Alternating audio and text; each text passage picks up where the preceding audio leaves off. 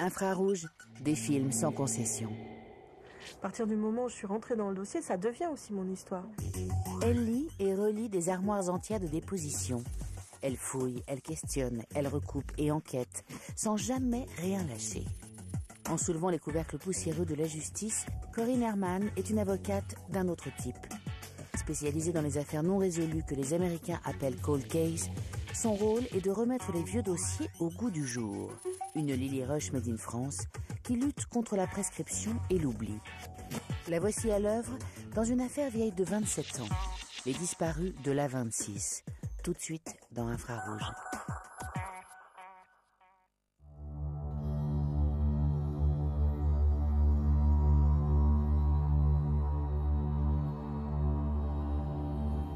Lui, comment l'oublier? Francis Holm face à ses juges. Sur le banc des avocats qui le défendent, une jeune juriste, Corinne Herman. Le regard de Holm lorsqu'on est en audience, cette façon qu'il a de vous sonder et la façon dont il vous regarde, c'est quelque chose qui est juste terrifiant.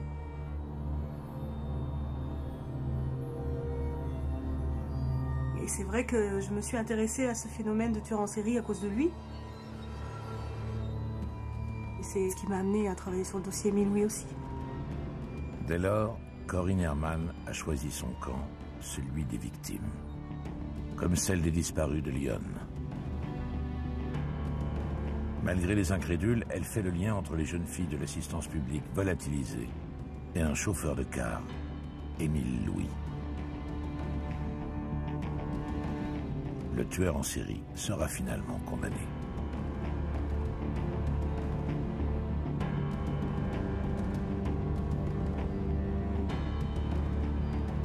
Aux États-Unis, on la désignerait comme profiler.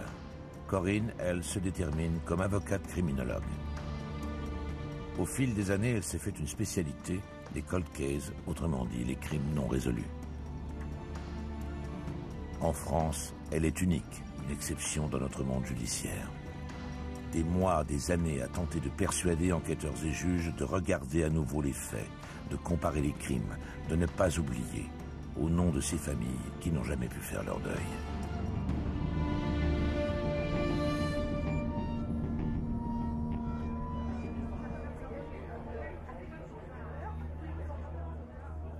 Trop souvent, la justice n'entend plus ces familles. Faute de temps, faute de moyens. Un silence que tente de briser Corinne. L'une des associations que je croise régulièrement, l'association Angélique, qui était l'affaire Angélique à Compiègne, a été résolue 16 ans après les faits. L'affaire Émile Louis, 25 ans après les faits. L'affaire Fourniret, 22 ans après les faits. Il ne faut pas abandonner. La seule chose que je peux vous dire en tant qu'avocat, parce que je suis aux côtés de plusieurs familles depuis des années, n'abandonnez pas, parce que de toute façon, dans vos cœurs, vous n'avez pas abandonné vos proches. Et derrière chacun des enfants, il y a des prédateurs, il ne faut pas l'oublier. Et ces prédateurs, ils sont autour de nous.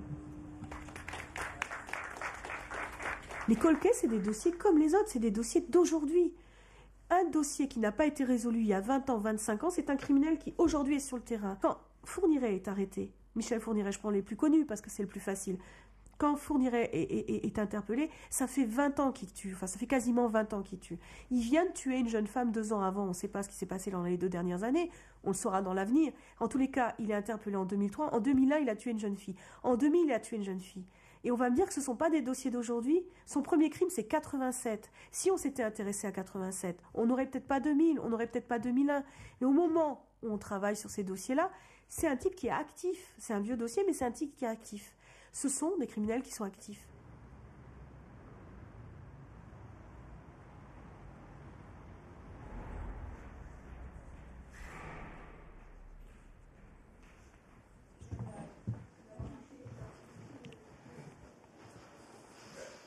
Marie, Camille qui travaille avec moi. On aura l'occasion de se voir. Installez-vous. Marie-Claude Perrotin a créé une association de défense des droits des victimes. Au procès de Michel Fourniret en 2008, elle était assise aux côtés de Corinne Herman, représentant elle aussi des victimes. Alors ça, c'est l'article que je n'ai pas pu envoyer. Elle transmet à l'avocate les affaires criminelles qui ne font plus l'objet de procédures judiciaires. Faire une demande, oui. Corinne Herman ne va pas traquer les criminels en se substituant aux enquêteurs. Elle va faire en sorte que les dossiers oubliés reviennent sur le bureau d'un juge d'instruction. On n'a pas fini de se battre là. On a encore des choses à faire. Oui, montrez-moi ce qu'il y a là-dedans. Ça, je vous l'ai envoyé, hein, tout ça. Tout ce qui est là-dedans, vous me l'avez envoyé? Je peux jeter un coup d'œil si ça vous gêne pas? Bien sûr. Ce jour-là, Marie-Claude Perrotin transmet à l'avocate le dossier de 2 lycéennes assassinées en Picardie en 1985 à proximité de l'autoroute A26, alors en construction. Les meurtres non résolus de Sophie Borca et Christelle Houdin.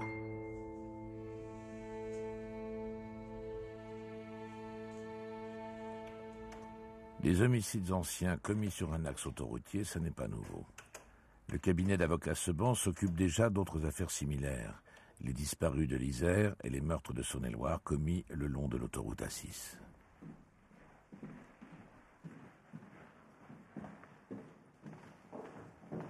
Corinne travaille au sein d'un grand cabinet que dirige Didier Seban.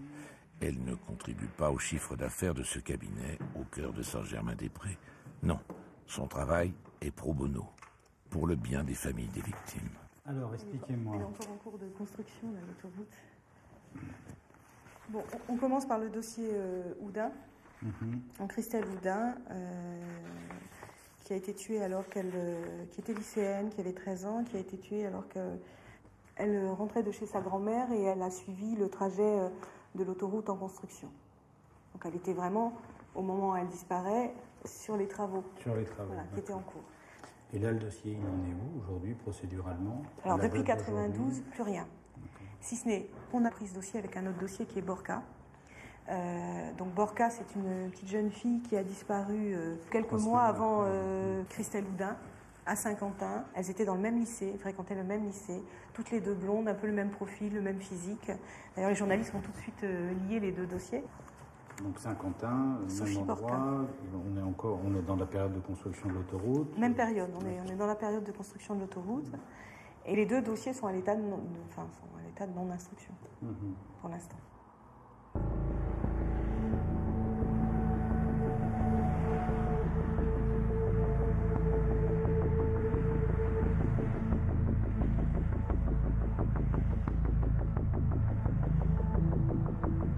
Moi, je prends ce dossier parce qu'il m'intéresse, le sujet m'intéresse. L'intérêt, c'est que nous avons déjà des dossiers sur l'autoroute et que finalement, le criminel, ça peut être le même. Et que du coup, étudier ces crimes-là qui sont des petites jeunes filles qui ressemblent à celles dont on est déjà chargé, des cas dont on est déjà chargé, des petites jeunes filles qui sortent du lycée, des corps retrouvés sur l'autoroute ou à côté de l'autoroute, à la même période, avec des victimes qui ont sensiblement le même âge, qui peuvent éventuellement se ressembler. À un moment donné, on se dit aussi, mais peut-être que notre criminel, il a commencé là. Et c'est normal d'étudier ces dossiers, c'est naturel d'étudier tous les dossiers qu'on nous propose, au cas où il y a une composante qui vient percuter un dossier qu'on a déjà en cours et qui nous permet de le résoudre à un moment donné. Donc il y a aussi cet aspect-là qui est purement professionnel et purement technique. Est-ce que ces dossiers, c'est pas le même criminel que le mien ?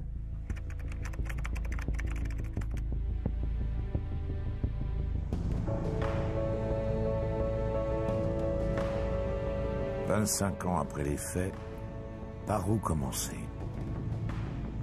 Par les médias. Bonsoir. Une semaine après la découverte du corps mutilé sur le chantier de l'autoroute A26 entre Saint-Quentin et Laon, le mystère semble en partie levé. Les enquêteurs de l'APJ d'Amiens ont maintenant la conviction que le corps retrouvé serait celui de Christelle Houdin, âgée de 13 ans et disparue il y a 5 mois. Après la découverte d'une gourmette, la police a la conviction, mais pas la preuve formelle, que le corps pourrait être celui de Christelle Houdin. Seuls des examens médicaux précis permettront d'apporter des éléments complémentaires. Le moment est venu de rencontrer les familles, de remuer les souvenirs.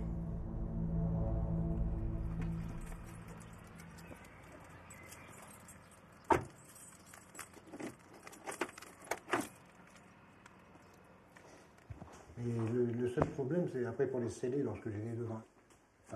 On l'a laissée telle qu'elle était. Elle a été nettoyée, mais sans plus, on l'a laissée. Si ça vous gêne pas de la pousser, je vais juste regarder, parce que si jamais je fais analyser, je vais pas la toucher. La seule identification est là.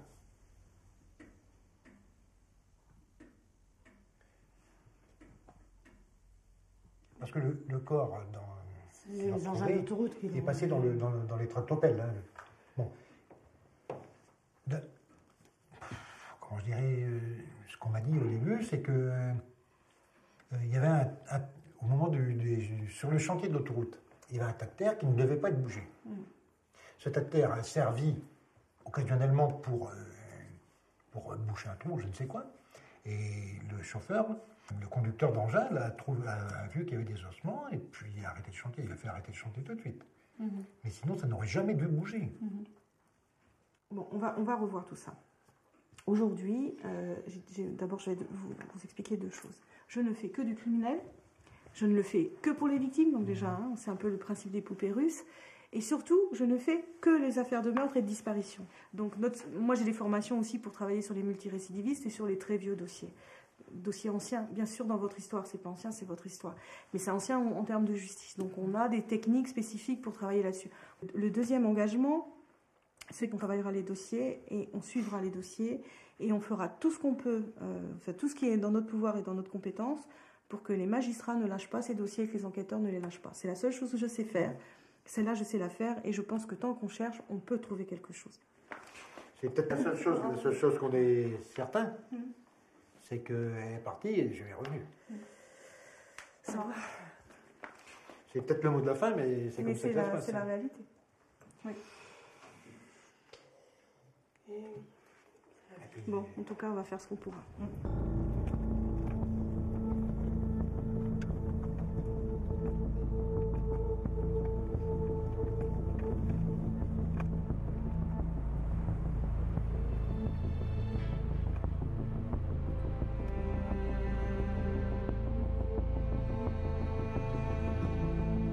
Madame, monsieur, bonsoir. Vendredi soir, sur demande officielle, nous diffusions en avant-journal un avis de recherche concernant une jeune fille, Sophie Borca, de 16 ans et demi, habitant Guise, et qui avait disparu depuis le 31 mai, peu après sa sortie du lycée Henri Martin de Saint-Quentin. Sophie, qui était âgée de 16 ans, a été découverte à moitié nue. Elle gisait là, dans le sous-bois. Le corps de la jeune fille a été découvert 3 semaines après sa disparition, ce qui explique les difficultés qu'ont eu les enquêteurs à identifier la victime. On sait qu'elle a quitté le lycée Henri Martin vers midi vendredi 31. Au lieu de prendre le car comme d'habitude pour rentrer à Guise, elle a décidé de faire du stop. Puis sa trace se perd, jusqu'à ce bois, à quelques kilomètres, bien en retrait de la route Saint-Quentin-Guise.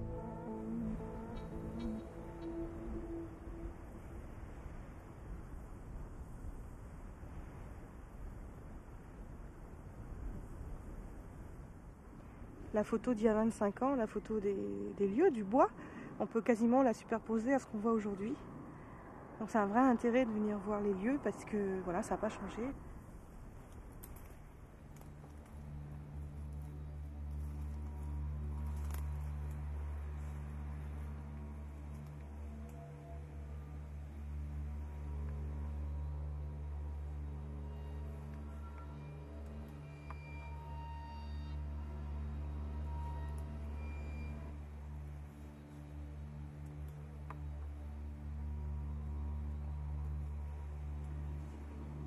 Moi, je voulais voir s'il y avait du dénivelé, on aurait pu être dans un bois complètement plat.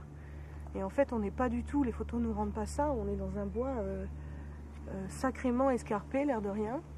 Et ça me donne des indications sur la façon dont les choses ont pu se passer. Ça me donne beaucoup de renseignements qui ne sont pas au dossier sur cette scène de crime.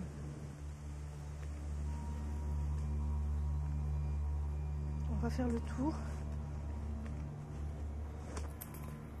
Celui qui est venu là, il a galéré. Et il ne nous la jouera pas à nous, quoi. Il a galéré, soit pour emmener la victime, l'entraîner, soit pour la laisser là, mais il a galéré. Ou ils étaient plusieurs. Et donc ça va être intéressant de retravailler sur cet aspect-là.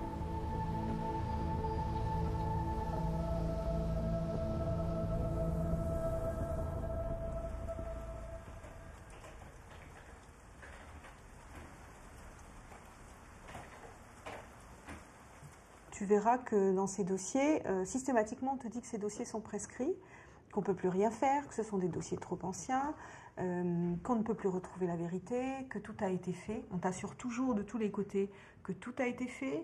On t'assure toujours que tout a été vérifié, que la prescription est acquise. Donc le premier travail pour convaincre la justice de reprendre les dossiers, c'est d'abord de les démontrer que ce n'est pas prescrit. Sa réputation et son engagement amènent l'avocate à collaborer avec les enquêteurs. Corinne est régulièrement sollicitée pour former les gendarmes aux règles de la procédure pénale. Je vous présente l'avocate, Corinne Herman, du cabinet Seban de Paris. Donc c'est le cours théorique ce matin, vous avez 2 heures comme je vous ai dit, sur cette fameuse déposition en cour d'assises, mais également, je crois, ce qui est important, c'est le regard qu'elle a, ou qu'elle peut avoir, ainsi que ses confrères, sur les procédures police ou gendarmerie, les écueils, les erreurs que parfois elle peut rencontrer, avec les conséquences, bien sûr. Il n'y a rien qui me hérisse plus le poil que de voir un enquêteur qui écrit dans son rapport « De toute façon, les faits sont prescrits ». Ce n'est pas aux enquêteurs de les dire, parce qu'ils n'ont pas les éléments pour le faire. C'est à la limite aux magistrats de nous dire « ça me semble prescrit » et à nous de dire « non, mais cherchez ». On ne peut pas refuser une enquête sur un dossier ancien au motif de la prescription. Et là, je me bats avec pas mal de parquets en ce moment, en disant « oui, écoutez, c'est prescrit parce que ça date de 85, ça a été fermé en 89 et puis depuis, il n'y a rien eu. » Ça, c'est pas sûr qu'il n'y a rien eu. Et puis, il y a un autre article, alors ça, je dirais que c'est au même titre que les scellés, c'est mon arme absolue. C'est l'article 203 du Code de procédure pénale, que personne ne connaît, je ne sais pas pourquoi, qu'on connaît en matière d'attaque à main armée, de trafic de drogue, etc., mais qu'on n'utilise pas en crime, et qui est pourtant celui qui nous permet de travailler sur les séries de viols, de crimes de sang. C'est la connexité. C'est-à-dire que dès lors que des faits ont une relation de connexité entre eux, et quand on est devant un tueur en série, on a une série. Donc les faits ont une relation, c'est une série, c'est une œuvre, je dirais c'est l'œuvre de leur vie, et chaque crime répond à un crime précédent. Dans ce cas-là, c'est le dernier crime qui fera courir la prescription. Eh bien, allez savoir sur un tueur en série que s'il a fait 8 ou 9 crimes, quel est le dernier crime. Et dans le dossier Émile Louis, dans le dossier Fourniret, on a évoqué cette notion de connexité, qui est un petit peu compliquée, mais qui nous a permis d'écarter la prescription pour tous les dossiers de 87 à 2003. Et on a pu juger, on a pu en tout cas travailler sur la série des crimes qui allait de 87 à 2003, et on a pu sauver les plus vieux crimes. Mais donc, je pense qu'il ne faut pas vous poser de questions sur la prescription. Je pense que c'est à nous de le traiter, ce n'est pas aux enquêteurs de le traiter.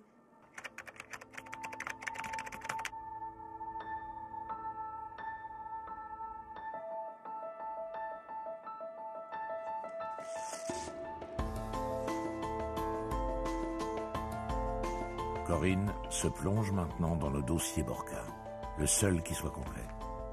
Le dossier Houdin, lui, est presque entièrement perdu et prescrit aux yeux de la justice. Nous, on effectue une enquête sur le dossier papier. On liste ce qui n'a pas été mené jusqu'au bout. On liste les alibis qui nous semblent ne pas tenir. Et parce qu'au fur et à mesure de l'enquête, les enquêteurs ont changé, les magistrats ont changé, ils ont oublié des pistes, ils les ont laissées en suspens. Notre rôle, c'est de faire une analyse criminelle. C'est un audit du dossier papier en listant précisément tout ce qui a été loupé, tout ce qui a été oublié.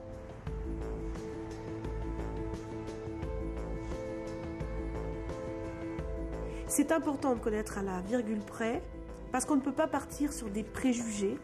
Si on veut rapprocher des dossiers, il faut être sûr que d'un dossier à l'autre, on connaît absolument tout ce qu'il y a dans le dossier. Parce que parfois, c'est un détail et une parole qui vont permettre d'approcher la vérité. J'ai besoin de connaître le dossier à fond pour pouvoir tenir tête à tous ceux qui vont venir nous dire « mais c'est pas intéressant, on a tout fait dans le dossier », parce que ça on nous le dit toujours, on a tout fait. Ben non, voilà la liste de ce que vous n'avez pas fait. Et c'est important parce que le succès, il viendra de là.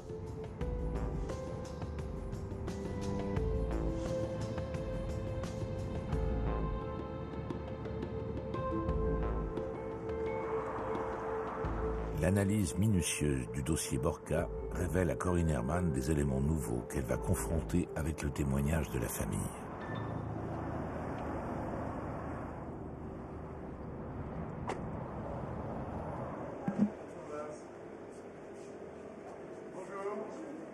Depuis le dernier non-lieu en 2002, plus personne n'a parlé du dossier aux parents et aux frères de Sophie Borca. C'est pas très agréable ce que je vais dire. Je le dis aussi pour monsieur parce qu'on ne s'est pas encore rencontrés, mais dans votre dossier, il se passe quelque chose de totalement anormal. Des fois, ça arrive qu'on ne sache pas exactement comment les personnes sont décédées. Il se trouve que dans votre dossier, on ne sait pas comment votre fille elle est décédée. On ne sait pas ce qui s'est passé. Et ça, c'est pas normal. C'est quand même le b.a.-ba d'un dossier. Voilà. Donc moi, aujourd'hui, je ne peux pas vous le dire ça, parce que je ne sais pas. Nous, on nous avait toujours dit quand même qu'elle avait reçu, qu'elle avait un trou à sa poitrine. Au niveau de la poitrine. Sauf que cette blessure-là l'a pas tuée. Donc il y a un souci. On ne l'a jamais dit ça. Non. Bon, ils ne savent pas comment elle est morte. Ils ne savent pas ce qu'on lui a fait.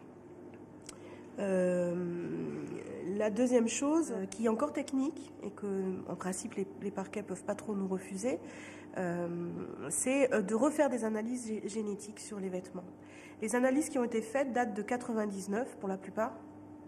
Aujourd'hui, on est 12 ans plus tard, l'air de rien, 12 ans déjà. 12 ans, les techniques et les technologies qu'on utilise sont complètement différentes. On peut aujourd'hui travailler sur quelque chose, sur une seule cellule, alors qu'avant, il fallait des dizaines de cellules. Donc, ce qui a été fait à l'époque, qui n'est pas complet, peut être fait aujourd'hui, peut-être. Il y a du travail à faire, quoi. Enfin, pour le coup, il y a du travail. Il y avait eu juste une seule analyse sur l'ensemble des scellés, qui était l'analyse d'un élément pileux. Et cet élément pileux retrouvé dans le dossier Borka avait fourni un ADN, une empreinte génétique qui était incomplète. Donc on a cette empreinte génétique incomplète qui a été comparée à certains suspects dans le temps, mais qui... voilà, aujourd'hui, on ne sait pas ce que vaut cette empreinte génétique, on ne sait pas ce que vaut cet élément pileux compte tenu des conditions d'une part de prélèvement de l'époque, parce qu'on n'utilisait pas les empreintes génétiques à l'époque, et compte tenu des conditions de préservation. Mais par contre, dans les vêtements, où il y a des traces de sang, où il y a des traces qui ont pu imbiber les fibres, on peut avoir le sang du criminel dedans. Et ça, on ne peut pas passer à côté. Enfin, ça nous paraît criminel de la part de la justice de ne pas le faire, en fait.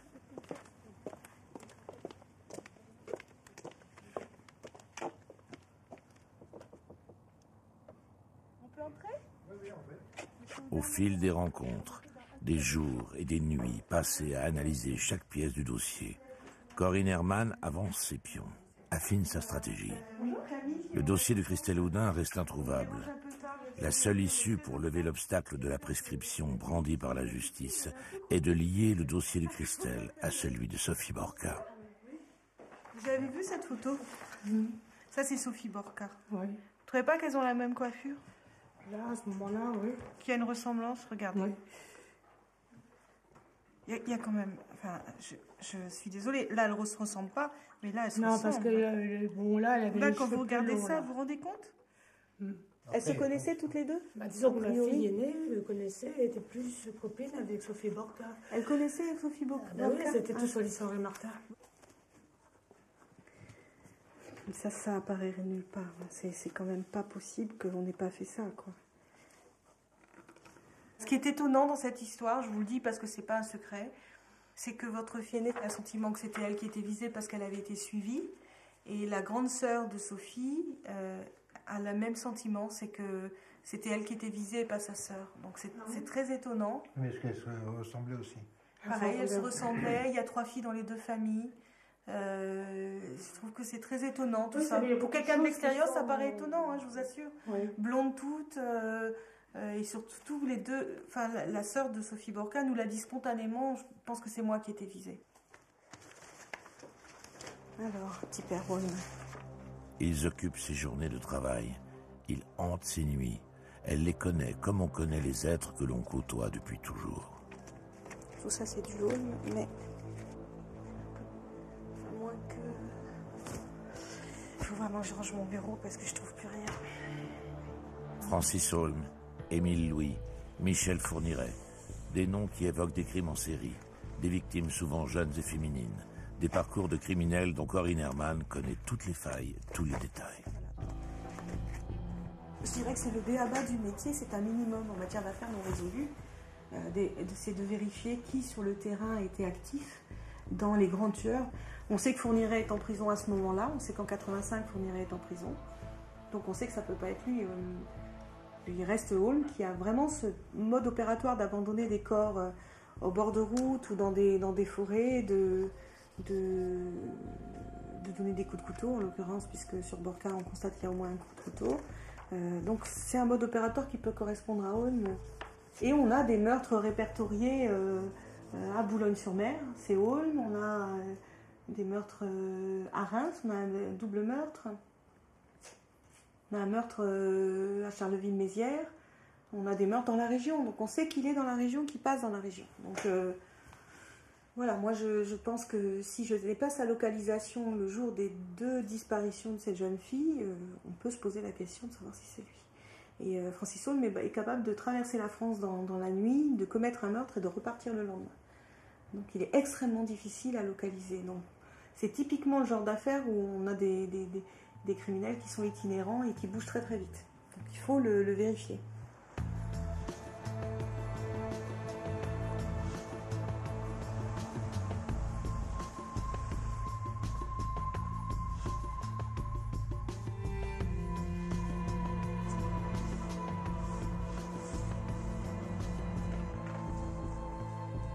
Tout ne figure pas dans les dossiers. Camille recense les affaires criminelles qui ont eu lieu dans les environs de l'autoroute A26. Ghislaine Charlier, retrouvée morte en juillet 1988, affaire non élucidée. Autre affaire non résolue. La même année, en octobre, Marie-Thérèse Borde, assassinée sur une aire de l'A26.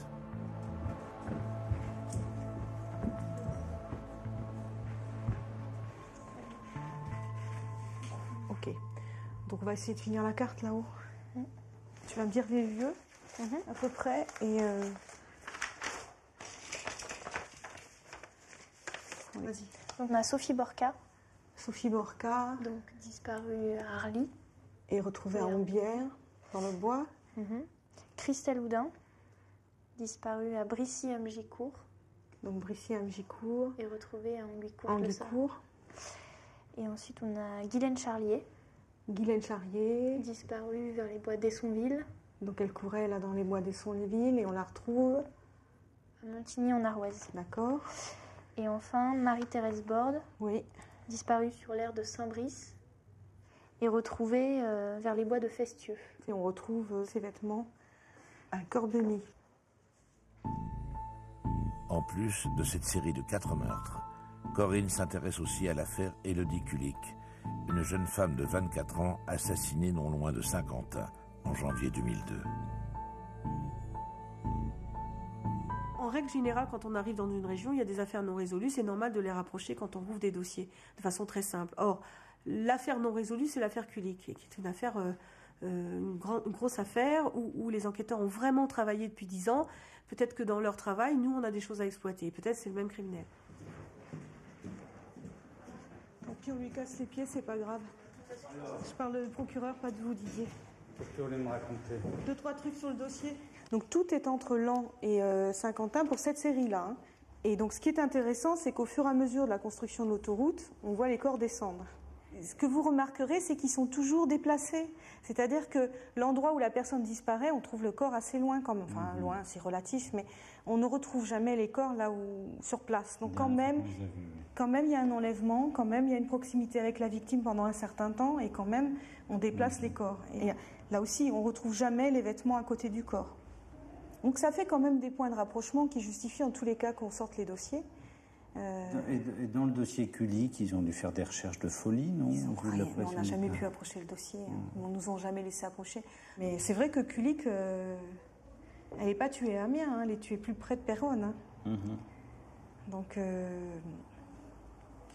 Puis de la manière dont ils l'ont tuée, on peut penser que c'est vraiment des violents, quoi. Hein. Non, moi, ce qui est toujours mon obsession dans ce genre d'affaires anciennes, c'est de se dire... les types ont sûrement recommencé. Donc ils ont été sûrement coincés, enfin le ou les types ont sûrement été coincés, enfin on peut l'espérer depuis toute cette période sur d'autres affaires. On peut espérer. Des tentatives, oui, au moins. Des tentatives, ou des viols, des vols de voitures, des choses comme ça. Ou des violences, ou des choses comme ça. Et donc, est-ce qu'on ne peut pas essayer de reconstituer, y compris, il faudrait voir des vieux enquêteurs, des choses comme ça. .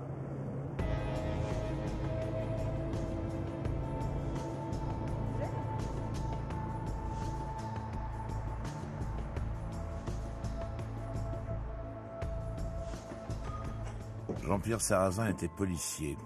Il a travaillé comme enquêteur sur 3 des crimes non résolus répertoriés par Corinne, les dossiers Borca, Houdin et Borde. 3 échecs qui continuent de le hanter avec l'autoroute en toile de fond.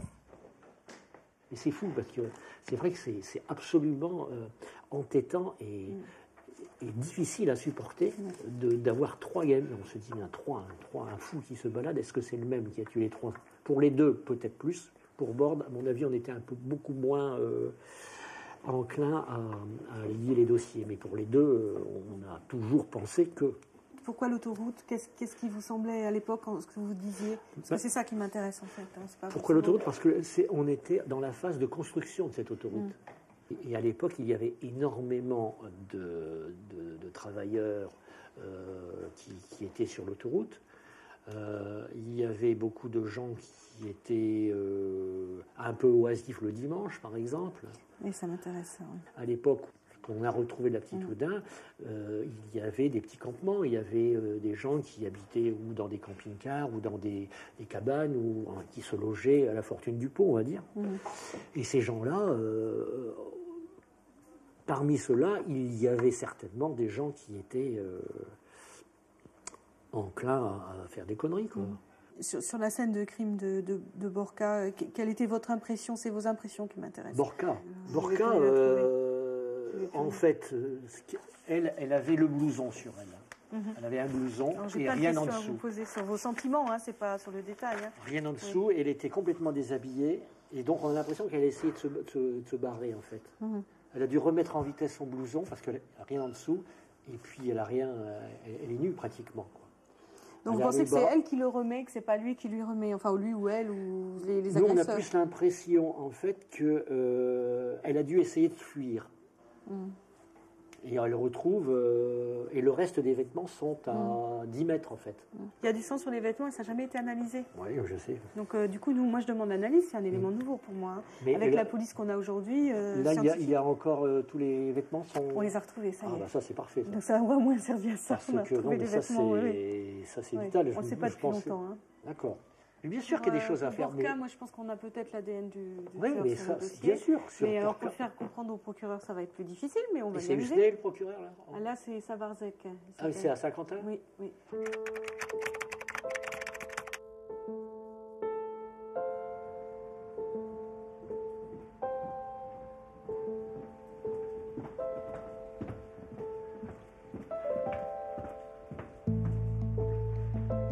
La première requête, c'est la demande de réouverture. Donc elle s'adresse à un magistrat qui va étudier nos arguments et décider ou non saisir un juge d'instruction, donc elle est capitale.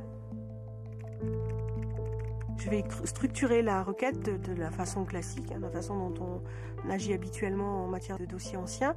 C'est-à-dire qu'il y a 3 thèmes à aborder. D'abord, résoudre en droit pur les problèmes de prescription qui pourraient s'opposer à la reprise d'une enquête. Donc expliquer au parquet que la prescription peut être écartée. Ensuite, le deuxième aspect, ça va être l'audit des scellés, de ce qui a été fait sur les CD. Et dans la requête, ça va être d'expliquer qu'il faut les analyser d'urgence.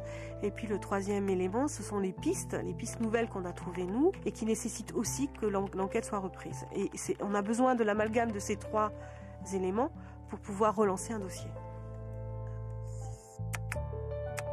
Il faut qu'on arrive à rattraper les dégâts de cette justice qui n'a pas d'elle-même continué à travailler sur les dossiers. Il faut la convaincre finalement quelque part un peu de se déjuger, de se remettre en cause et de dire on a arrêté de travailler sur ce dossier, mais oui, effectivement, il y a des éléments qui nous permettent de retravailler.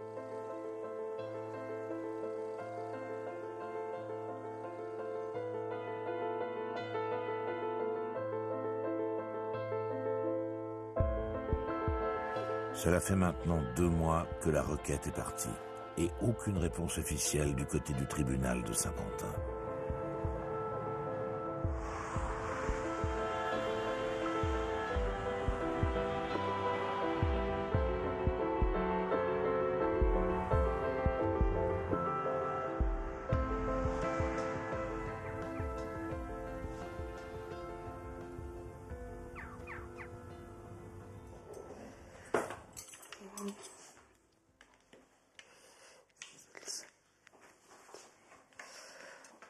Il faut encore attendre, quoi.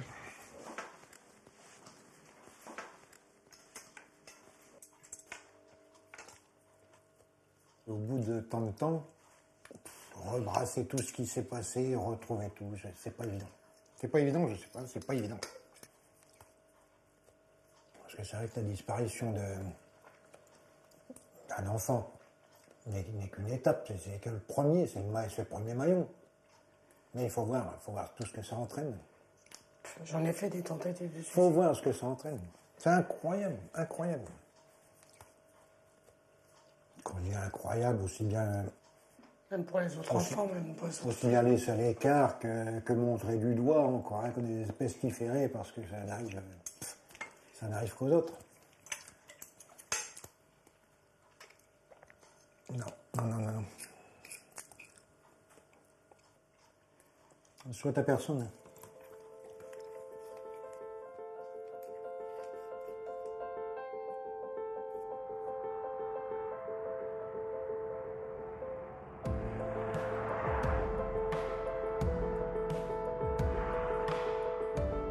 En fait, la requête qu'on a établie, on a travaillé souvent des mois pour l'établir, sert la plupart du temps à rien. Je dirais qu'elle est reçue par les parquets, qu'on a des réponses parfois polies, qu'on n'a parfois pas de réponse, qu'il faut relancer, que parfois on attend des mois pour avoir une réponse. En fait, ça devient une priorité de rechercher le criminel sur un cold case lorsque la presse en est mêlée et que ça représente un facteur de nuisance pour la justice. Parce que la presse va avoir ce regard, va transmettre ce regard qu'on a tous et va dire mais comment ça, vous ne cherchez pas le criminel de 2 jeunes filles. Et donc du coup, le danger que représente la presse et ce qu'elle peut écrire pour un parquetier, pour un tribunal, pour la justice, va amener le résultat.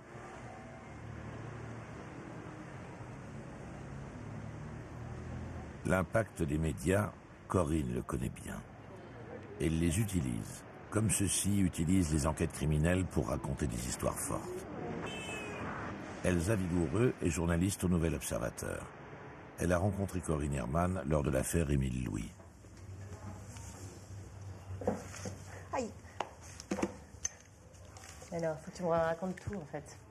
Ça y est, j'ai à peu près exploité la procédure, j'ai rencontré les familles, j'ai un petit peu analysé les dossiers. Vous apportez des éléments nouveaux pour la réouverture du dossier, Ouais, là. alors attends, ça je vais le reprendre après. Je t'explique juste la stratégie qu'on a pour l'instant. C'est rien qui sorte en médias avant qu'on ait pu rencontrer le parquet. Donc après, effectivement, on n'a pas forcément envie d'avoir une tempête médiatique, mais en même temps, c'est ce qui va pousser le dossier si jamais on a un blocage. Tu vois, l'autoroute est en construction. Borca, c'est ici qu'on la retrouve. Elle est enlevée vers Arly. Et après, quand tu regardes cette carte de 85, tu vois que c'est en construction un peu plus bas et qu'on va retrouver Oudin plus bas. C'est intéressant parce qu'on la voit vraiment avancer au fur et à mesure des affaires. Donc il y a quelque chose de cet ordre-là. Le policier pense que quand même ça pouvait être lié à quelqu'un qui travaillait sur la construction de l'autoroute. Et donc si on les met bout à bout, je ne l'ai pas encore fait parce qu'il me manque une carte de 86, on voit l'évolution. Et moi j'ai les étapes de l'évolution de la construction de l'autoroute, où quelqu'un de la région travaillait, se servit de l'autoroute pour masquer les choses. Après, il faut travailler sur le motif.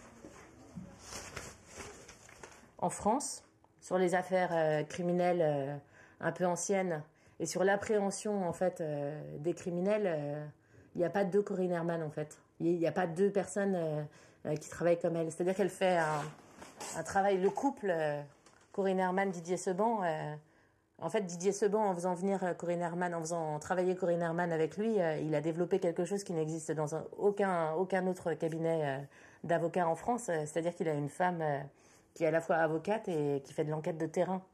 Donc en fait, ce sont des gens qui représentent des parties civiles comme personne.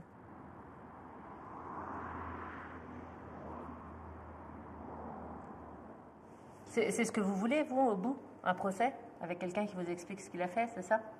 Ce que vous recherchez, c'est quoi? La vérité. Après, un procès, vous voulez connaître s'il les est encore circonstances. vivant, c'est bon. S'il n'est plus vivant...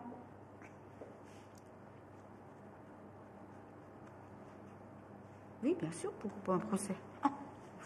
Moi, je dis la vérité, il faut... Vous y pensez tous les jours? Bah oui, souvent. Si c'est pas tous les jours, c'est très souvent. On essaye quand même de s'occuper et puis d'avoir... De penser à autre chose. Penser à autre chose, oui.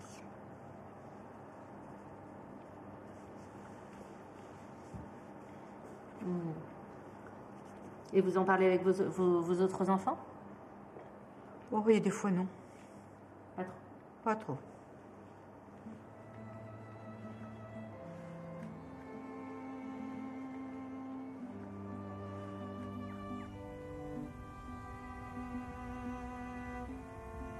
Coup de théâtre dans l'affaire Élodie Kulik et un coup de pouce dans les dossiers de Corinne. Elle avait mentionné l'affaire Kulik dans sa requête au procureur. Bon début de journée, il est 8h. Voici vos infos.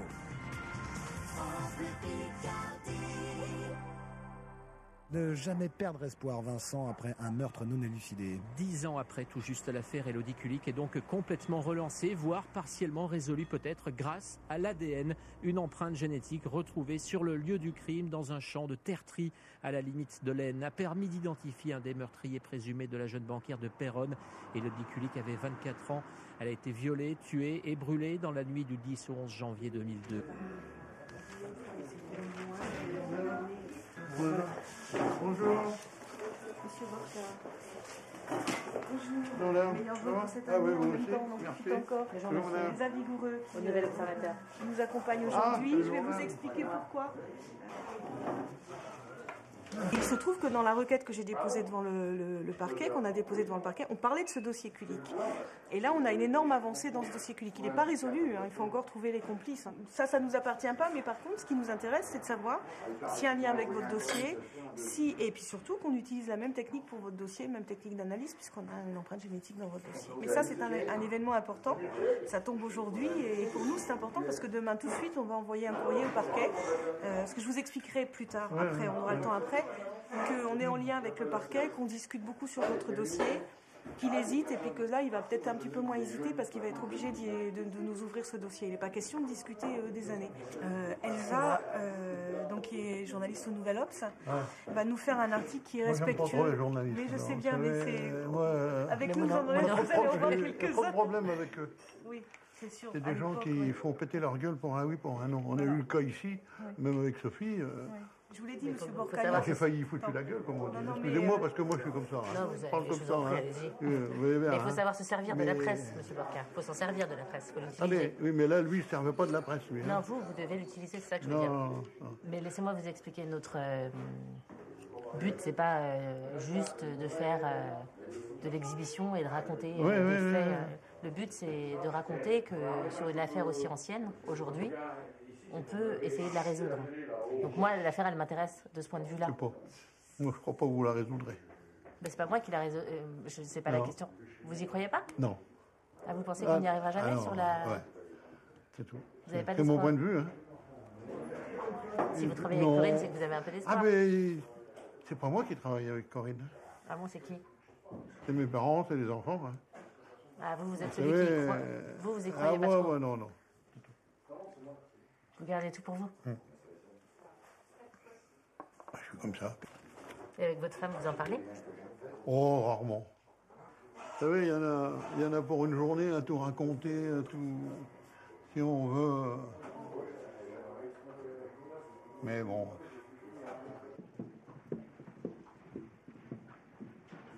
Il y a des journalistes qui viennent.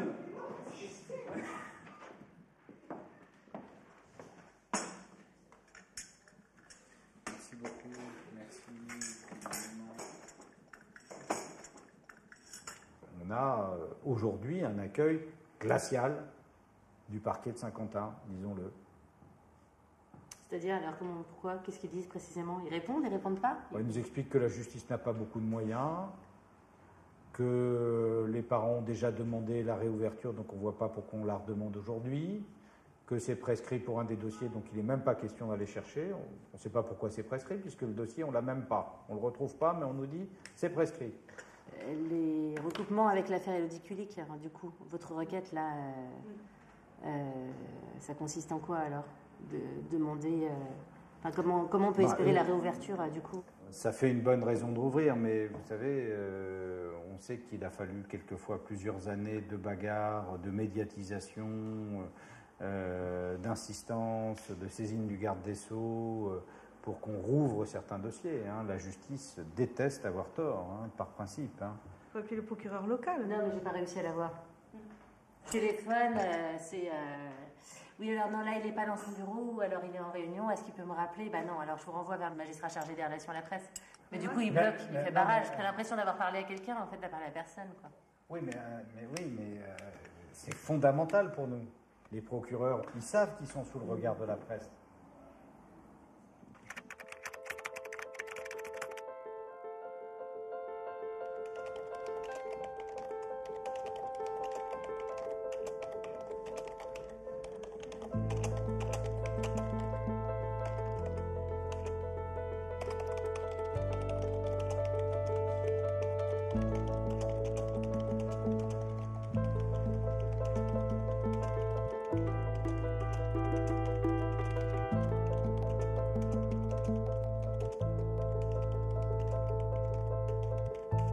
Quelque part, on est un peu les éboueurs de la justice sur ces dossiers-là. Il faut être très clair, on est les éboueurs de la justice. On va dans les poubelles, on regarde un petit peu ce qu'il y a, puis on voit ce qui est récupérable. Et puis en fonction de ce qui est récupérable, on essaye de le rendre beau aux yeux des magistrats qui veuillent bien s'intéresser à ces familles-là. Et moi, je pensais qu'après Émile Louis, plus jamais ça, on disait toujours ça, plus jamais ça, on ne le verrait plus. Aujourd'hui, c'est pire qu'Émile Louis. Franchement, l'affaire Émile Louis, elle était, j'ai envie de dire, soft à côté de ce qu'on voit aujourd'hui. Et ça me désespère. Ça me désespère.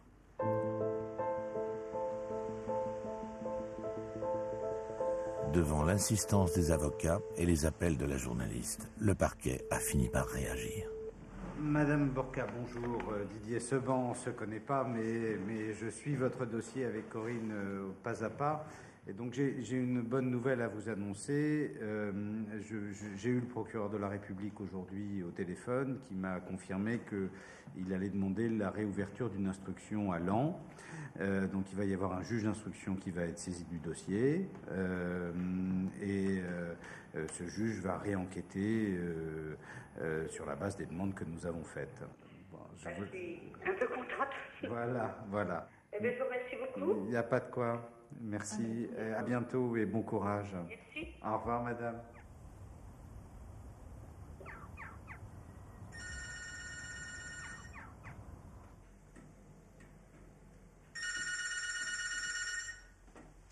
On a eu le parquet qui nous a appelé vendredi pour nous dire en gros une plutôt mauvaise nouvelle puisqu'ils nous ont dit qu'ils ont refusé notre requête et qu'ils refusent de rouvrir votre dossier, c'est-à-dire de désigner un juge d'instruction.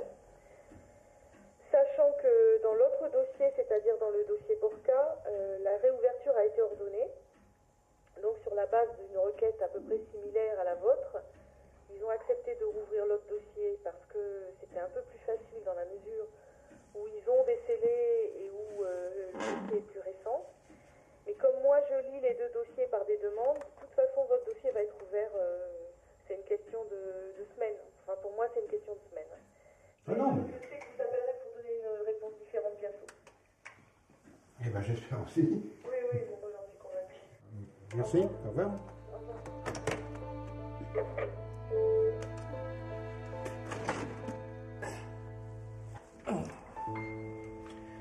De toute manière, cette histoire-là, c'est sûr que c'est pas fini. C'est sûr que c'est pas fini. Je ne suis pas satisfaite parce qu'il y a une famille qui sait que ce dossier va être repris par la justice et il y a une famille qui est laissée de côté. Ça coûtait quoi de reprendre les dossiers et de se dire c'est peut-être la chance de ces dossiers de sortir? Non, il faut encore se battre pour se faire entendre sur l'autre dossier. On fait un choix comme ça. Il y a celui-là, oui, on peut le faire. Celui-là, non, on ne peut pas le faire. Mais quelle est la différence entre ces victimes, quoi? C'est des deux jeunes filles. C'est plus possible de continuer tout le temps, chaque jour, de se battre contre cette justice. Et c'est ce qu'on fait. En fait, on ne se bat pas contre les criminels, c'est ce que je dis toujours. Et ça, c'est un sentiment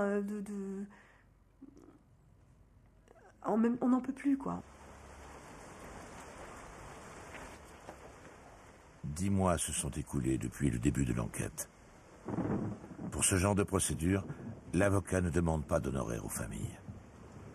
Je pense que quand on est avocat, c'est parce qu'on a des convictions, qu'on a envie d'une certaine manière de défendre, que ça fait partie de la responsabilité de tout avocat d'avoir une partie de son activité qui soit hors du champ des rapports d'argent normaux.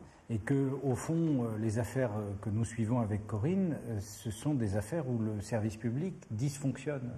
Quand cette justice est incapable de protéger des gens, de leur donner des réponses, ça me fait mal. Et si on doit mettre notre réputation en danger pour sortir une affaire comme ça, ou pour dire à un magistrat qu'il ne fait pas son boulot et que on trouve ça scandaleux, on le fera.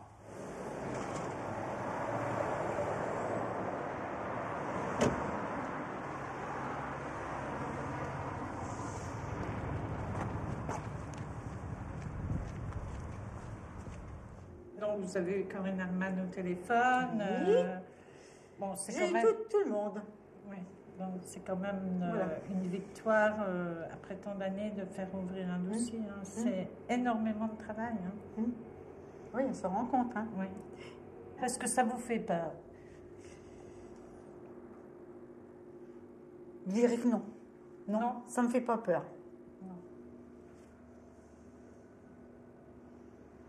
Bah, disons que maintenant, on n'est plus du tout à la même époque, on n'est plus du tout dans le même entourage. Les gens ne savent pas forcément ce qui s'est passé avant. Vous voyez ce que je veux dire? Nous, on a quand même une vie, on va quand même au village, on est à l'école, un machin, tout ça. Le regard des gens change. Ça vous embête Non, pas forcément pour nous, votre mais restaurant ou... c'est pas forcément pour le restaurant, ça peut être aussi pour ma belle famille, pour mes enfants, pour... Vous n'en avez pas parlé? Non, on n'en a pas trop parlé encore. Mais vous, en général, même si ça touche des gens, même s'ils réagissent mal, dire ah bon, vous êtes quand même des familles de victimes, hein, il ne faut pas l'oublier. Hein. Vous n'avez pas à vous cacher On n'a rien fait de mal. Voilà, vous n'avez justement, vous êtes des victimes et vous n'avez pas à vous cacher parce que vous avez une sœur qui était assassinée, dont on recherche toujours les assassins. Voilà, moi j'espère qu'il y aura une fin à ce dossier.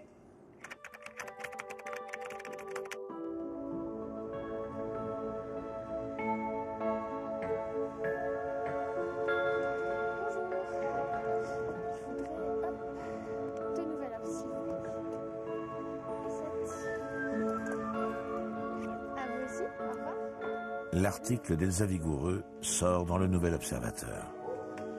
C'est le prélude à l'offensive médiatique qui commence au cabinet Seban.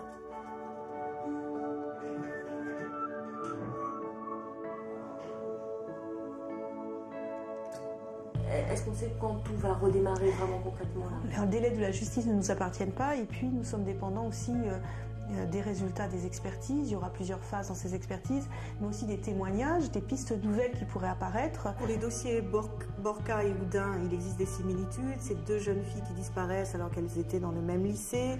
On trouve particulièrement incroyable qu'on perde la copie papier d'un dossier. Est-ce que vous avez l'espoir que l'autre dossier soit ouvert? J'ai l'espoir qu'on entende nos appels, que la justice entende nos appels et que ce dossier soit rouvert de la même manière.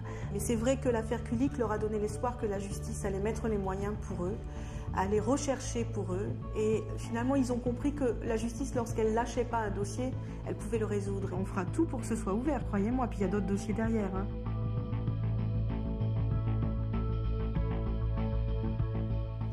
C'est que ça donne quoi, tous ces éléments? Qu'on se puisse retrouver ou retrouver des traces de quelqu'un et que l'ADN parle. Il faut savoir. Il faut savoir même au grand jour.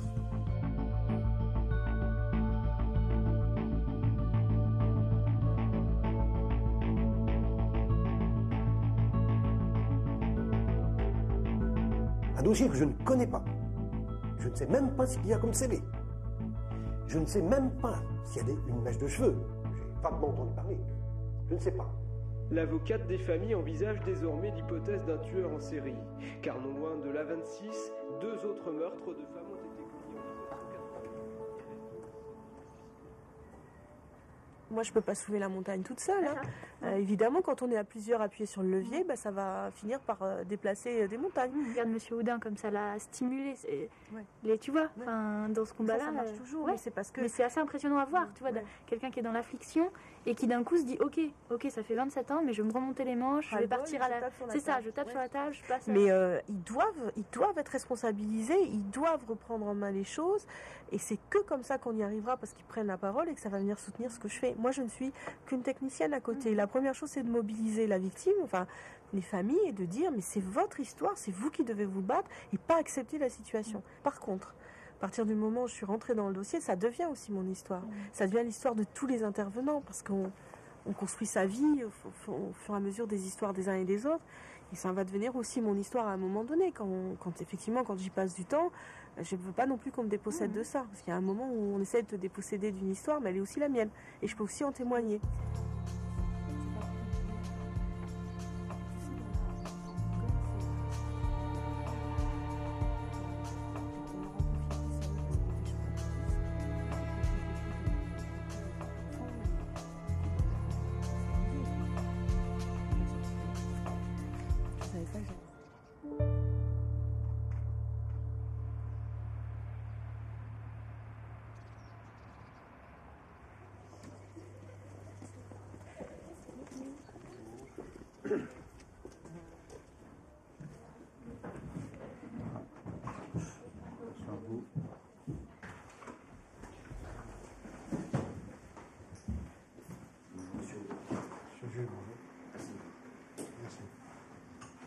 Je sais bien que 27 ans après, c'est toujours aussi dramatique.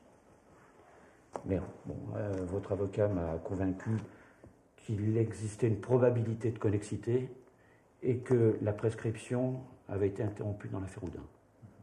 Et je pense pouvoir vous annoncer que l'affaire va être reprise. Vous devez avoir conscience que le succès est absolument pas garanti.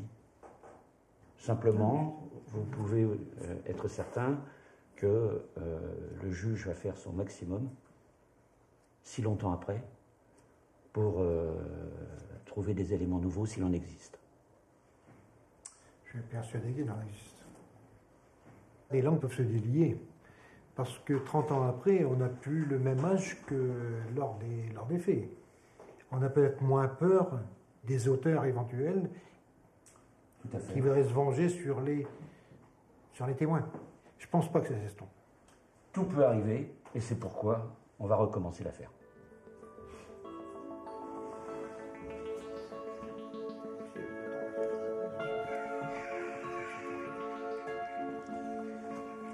Bon, écoutez, ce qu'on peut vous dire, et donc c'est une nouvelle évidemment très importante pour nous, à la suite d'un combat pour que ces dossiers soient réouverts, que l'enquête reparte. Les arguments que nous avons donnés sur la prescription ont été entendus, donc le procureur de la République considère que le dossier n'est pas prescrit. Et aujourd'hui, c'est une première étape qui ouvre la période de travail pour la justice et les enquêteurs. Et donc là, c'est vraiment une première étape importante, puisque c'était les dossiers dont les familles nous ont saisis et qui nous paraissaient les plus caractéristiques. J'adore En fait, ce que j'aime, c'est... En fait, je suis curieuse de nature. J'ai envie de savoir qui, quoi, que, comment. C'est tout. Et j'adore dénouer des trucs. Il y a des gens qui aiment faire des puzzles. Moi, j'aime ça. Voilà. C'est une façon... Mon puzzle à moi. 1 an de travail, d'espoir déçu, d'espérance. Et puis, voici venu le temps de la victoire. Corinne Herman n'est plus seule à se battre. Les enquêteurs ont entendu de nouveaux témoins dans l'affaire Houdin. Les vêtements de Sophie Borca sont partis au laboratoire pour analyse. 27 ans après, la justice se remet en marche.